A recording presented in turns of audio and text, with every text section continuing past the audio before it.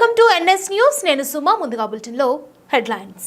Chintalapudi greenfield హైవేకు service రోడ్లు provision కల్పించాలని, greenfield highway భూ నిర్వాసిత రైతుల సమస్యలు పరిష్కరించాలని డిమాండ్ చేస్తూ గ్రీన్ఫీల్డ్ హైవే భూ నిర్వాసిత రైతుల పోరాట కమిటీ ఆంధ్రప్రదేశ్ రైతు సంఘం ఆధ్వర్యంలో మంగళవారం రేచర్ల వద్ద రైతులు రోడ్డెక్కారు.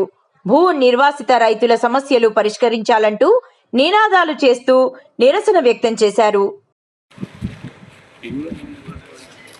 గ్రీన్ఫీల్డ్ హైవే వారు రేచర్ల గ్రామ రైతులకి రేచర్ల దగ్గర ఎగ్జిట్ పాయింట్ ఇచ్చి ఎదరా కొంచెం 500 మీటర్ల దగ్గరలో చిన్న రైతులు ఏర్పరుచుకున్న దారి ఉంటే దానికి అండర్ పాస్ ఇవ్వమని మేము లోగడ కోరడం జరిగింది. దాని ప్లేస్లో అండర్ పాస్ కాకుండా పియూపీ అని ఒక చిన్న ఒత్తినిచ్చారు. దాని కింద ట్రాక్టర్ తప్ప చేన ట్రాక్టర్ కూడా వెళ్ళే పరిస్థితి లేదు. ఆ పంట తోలుకోవడానికి కనీసం అటు ఇటు వెళ్ళడానికి మార్గం కూడా పైన వెళ్ళే కొద్దిగా ఎత్తుకున్నా కానీ ట్రాక్టర్ వెళ్ళే పరిస్థితి లేదు. రేపు పంట కోసుకోవాలంటే హార్వెస్ట్ మిషన్ రాదు. అలాంటి పరిస్థితి, అలాంటి వంతెన నిర్మించారు.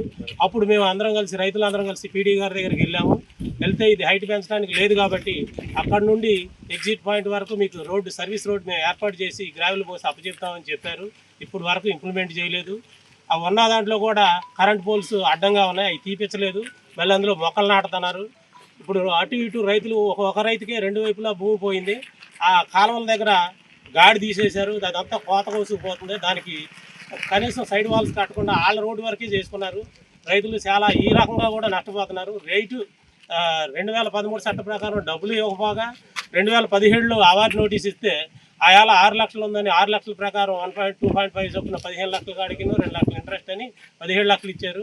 ఇదే రేచర్ల రెవెన్యూలో రేచర్ల గ్రామంలో 3 రెవెన్యూలు ఉన్నాయి. రేచర్ల, గోపాలపురం, తేగలాచి 3 రెవెన్యూల్లో 3 రకాలుగా రేట్లు ఇచ్చారు.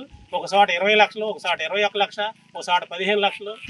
అదే భూమి ఇంకా వాల్యూ గల భూమి కాడేమో 15 లక్షలే వచ్చినాయి, పెంచలేదు. ఆర్పిటేషన్ వేసుకోమన్నారు. ఆర్పిటేషన్ వేసిన వాళ్ళకేమో 3,02,80,000 ఇచ్చారు. అయినా కానీ తీవ్ర నష్టం జరుగుతుంది. ఇవాళ వాళ్ళు డబ్బులు ఇచ్చే నాటికి 8-9 లక్షలు ఉంది మార్కెట్ గవర్నమెంట్ వాల్యూ ప్రకారం. ఆ రేటు ప్రకారం కూడా ఇవ్వలేదు. కనీసం ఆ పాత రేటు ప్రకారం ఇచ్చారు.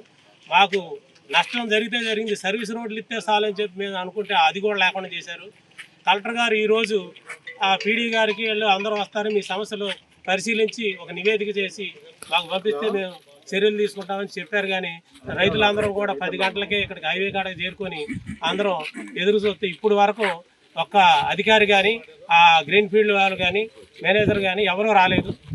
ఈ సమస్యని కలెక్టర్ గారి దృష్టిలో మళ్ళీ పెడతాము. అది గుర్తించి మా సమస్యలు పరిష్కారం చేయాలని కోరుతున్నాం.